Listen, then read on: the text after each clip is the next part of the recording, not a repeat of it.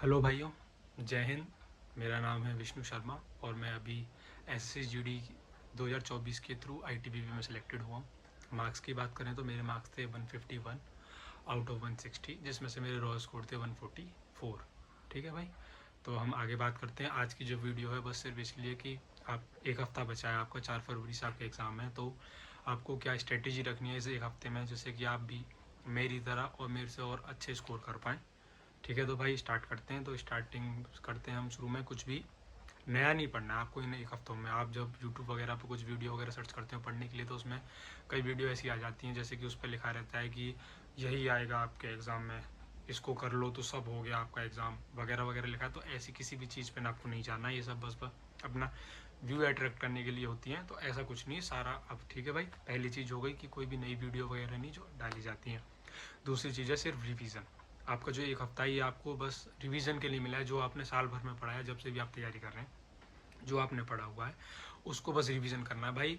वहाँ ना शायद सिलेबस तो हर किसी ने कंप्लीट किया है, बस जीत रहा वहाँ जीतेगा वो जिसने समय पर सब चीज़ों को कर लिया होगा। तो आपको वहाँ पर बस अच्छे से रिवीजन करके जाना है, जिससे कि आप वहाँ जब क्वेश्चन आए तो आपको ये ना सोचना पड़े कि मुझे इस क्वेश्चन को किस तरीके से करना है। आपको देखते ही पता लग जाना चाहिए कि ये तरीका लगेगा। और ये सब कब आएगा? जब आपका रिवीजन होगा।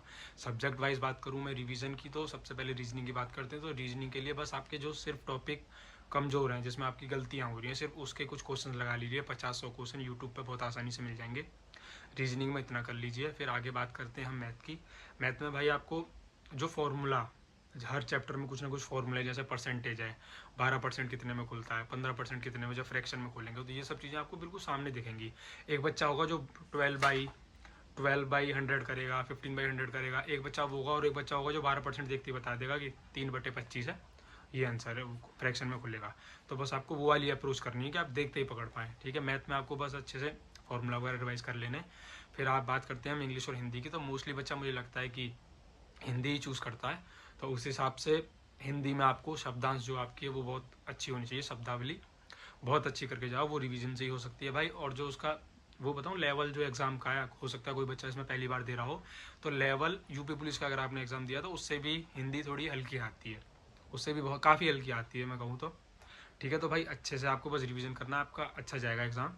उसके अलावा लास्ट बचा GK GS। सारा खेल उस पर डिपेंड है आज के टाइम में SSC के एग्ज़ाम्स में, क्योंकि जिसकी GS अच्छी है वो स्कोर एक्स्ट्रा कर देता है। क्योंकि अब जो इंग्लिश हो गई, मैथ, हिंदी हो गई, मैथ हो गई और रीजनिंग हो गई, इसमें वो प्रीवियस ईयर रिपीटेड कर रहा है। पैटर्न रिपीट हो सकता है, कभी का क्वेश्चन भी रिपीट हो जाता है, वरना पैटर्न तो रिपीटेड है, ये सबको पता है। और आपको ही पता होगा कि SSC में सिर्फ पैटर्न रिपीट हो रहा है, PYQ।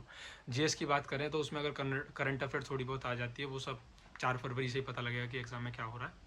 उसके अलावा आपको GS की रिवीजन के लिए आपने जो खुद के नोट्स बनाए होंगे, कहीं से भी बनाए, अपने ऐप से वगैरह के, बुक वगैरह से, उन जो आपके नोट्स हैं उनमें आपको बस सिर्फ उनको ही रिवाइज करना, कुछ नया नहीं पढ़ना। मैं आपको फिर से बोल रहा हूँ, कुछ नए पे मत जाना, उनको ही रिवाइज करना। मैं कैसे करता था, जैसे मैं एग्ज़ाम वगैरह की से आने से पहले मैं जो करता था, जो मेरे नोट्स है ना, उसमें से भी कुछ ऐसी चीज़ें होती थी जो मुझे याद नहीं हो पाती थी काफ़ी बार पढ़ने के बाद। तो मैं एक वाइट पेपर पे या कोई कॉपी हो आपकी, उसमें उनको पॉइंट बना के लिख लेता था और उनको रिवाइज करता था जब लास्ट में जाना होता था। जैसे कि मेनली आपको SSC के मैं मेन टॉपिक्स बता रहा हूँ, जैसे कि सेंसस हो गया, इससे क्वेश्चन आना है, डांस वगैरह हो गए, कल्चर वगैरह होगा, इससे क्वेश्चन आना। तो मैंने इसकी अलग ही पेजेस बना लिए थे और वो सारे PYQ बेस्ड थे और मैं उनको ही रिवाइज करके जाता था और मेरे क्वेश्चन फंस जाते थे और उसमें से बनते भी थे, सेंसस से भी बन जाते थे।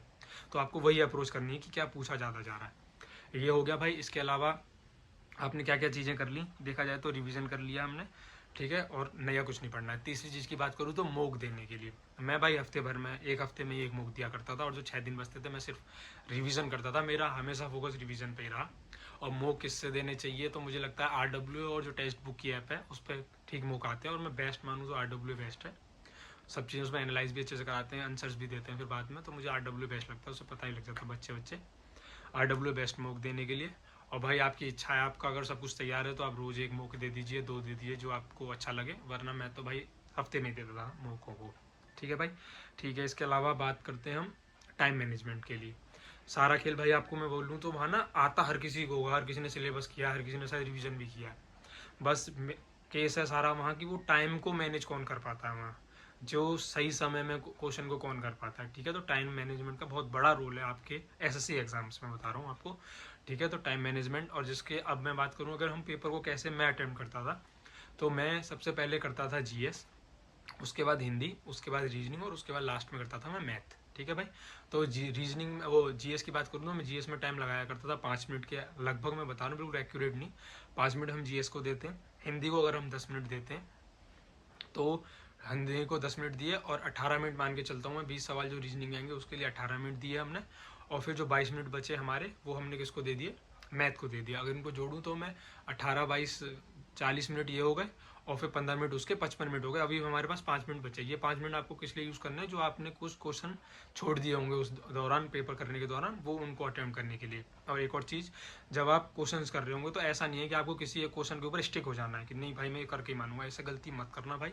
अगर आपको नहीं आ रहा है उसको स्किप करो और आगे बढ़ो, वरना उसके चक्कर में आपके आने वाले जो आगे के 4, 3, 2 भी सवाल हैं वो आपके खराब हो जाएंगे उस एक पे अगर आप रुक गए तो। ठीक है भाई, स्किप कर देना अगर आपको नहीं आ रहा, कोई दिक्कत नहीं है। ठीक है भाई, मॉक देने का हो गया, कैसे अटेम्प्ट करना है वो। उसके बाद बात करें हम आगे, तो ये सब तो आपका हुआ सिर्फ एग्जाम को अटेम्प्ट करने का। फिर उसके बाद जो मेंटली आपको कैसे करना है एग्जाम को अटेम्प्ट, तो भाई स्ट्रेस नहीं लेना। कभी बार हम ऐसा करते हैं, मोस्टली ऐसा करते हैं, मॉक में भी आपने देखा होगा, कोई 1-2 क्वेश्चन हमसे नहीं आए तो हमारे दिमाग में टेंशन हो जाती है, यार ये क्वेश्चन नहीं आया अब तो मार्क्स कम हो जाएंगे। तो वो वाली स्ट्रेस के चक्कर में ना, जो शुरू के 2 तो नहीं हुए, उसके आने वाले जो आगे एग्जाम क्वेश्चन हैं वो भी आप दिक्कत करेंगे, आपके उसमें आंसर नहीं निकलेगा, मेथड नहीं आता है, तो ये दिक्कत होती है। ये सब होता है आपका स्ट्रेस लेने से। ठीक है भाई, आपको स्ट्रेस नहीं लेना, बिल्कुल काम पेपर 1-2 अगर बिल्कुल काम नहीं करना है चीज़ों को। अगर नहीं हुआ 1-2 क्वेश्चन तो कोई बात नहीं, आप स्किप करके आगे चलो। आपको दोबारा जो 5 मिनट बची है उसमें ट्राई करना अगर हो जाएगा। ठीक है भाई, तो स्ट्रेस की बात हो गई, आपको बिल्कुल नहीं लेना है स्ट्रेस। और भाई अटेम्प्ट करने की बात करूँ तो मैंने 79 अटेम्प्ट किए थे। ठीक है भाई, मैं आपसे भी ये कहूँगा कि 75 से 78 के बीच में अगर आप अटेम्प्ट करके आ रहे हो और आपकी अच्छी एक्यूरेसी है तो आपका सिलेक्शन पक्का होगा। उसके बाद भाई अटेम्प्ट की बात करूँ, और फिर हम अटकते हैं 2 सवालों में, जैसे कि जिसमें 2 ऑप्शन में हम अटक जाते हैं, तो उसकी बात करते हैं हम। तो 2 क्वेश्चन में अगर आपको लग रहा है 2 ऑप्शन में कोई एक आंसर है, तो आपको वो अटेम्प्ट करना ही करना है, भले आप नहीं समझ पा रहे कि उनमें से कौन सा है। क्यों? क्योंकि नेगेटिव है 1/8 की। तो भाई आपका 1/8 की नेगेटिव मार्किंग में बहुत असर, और इससे आप हमेशा पॉजिटिव नंबर ही आएंगे अगर आप ऐसे अटेम्प्ट करते हैं। तो भाई आपको 75 से 78 तक, 79 तक अटेम्प्ट करने ही करने। ठीक है भाई, इसके अलावा ये अटेम्प्ट का तरीका हो गया। बस यही भाई आपकी मेन चीज़ें थी, आप इसको अप्लाई करके देखना। 1 हफ्ता है आपके पास, आप करके देखिए, फिर एग्ज़ाम देना, फिर आपको मुझे कमेंट करके बताना कि नहीं भैया या जो भी है कि ऐसा नहीं हो पाया वगैरह वगैरह, आपको इम्प्रूवमेंट मिलेगा। ठीक है भाई, और फिर और तो भाई अगर वीडियो आपको ये वाली हेल्पफुल लगी हो, आपको लगा हो कि आपके लाइक था कुछ इसमें, तो भाई लाइक कर देना, सब्सक्राइब कर देना चैनल को। और अगर आपका कोई कमेंट हो, कोई सजेशन हो, तो भाई आप मुझे ज़रूर बताना कमेंट बॉक्स में। आप मेरी और भी वीडियो पे देख सकते हैं कि मैं कमेंट का रिप्लाई हमेशा करता हूँ। मुझे मैटर नहीं करता कि मेरे व्यूज़ कितने हैं या लाइक्स कितनी हैं, मैं पर अगर कमेंट कई बार तो मेरे व्यूज़ या लाइक्स से ज़्यादा तो मेरे कमेंट्स हैं। वो मेरा ये है कि बस आपकी हेल्प होनी चाहिए, किसी बच्चे की हेल्प होनी चाहिए, क्योंकि मेहनत भर का वो होता है। और एक और लास्ट चीज़ भाई, कि समय से पहुंच जाना, 1 घंटे का मार्जिन लेके चलना। अगर आपको कहीं सेंटर आपका जहाँ भी पड़ा है ज़रूर लेना, क्योंकि मेरे साथ 2022 में ऐसा हो चुका है कि मेरा एक एग्ज़ाम SSC GD का ही छूट गया था, थोड़ा लेट हो गया था मैं 10 मिनट से। ठीक है भाई, जय हिंद सभी भाइयों को, ऑल द बेस्ट मेरी साइड से। अच्छा होगा एग्ज़ाम, शांति से करना। थैंक यू भाई, बाय।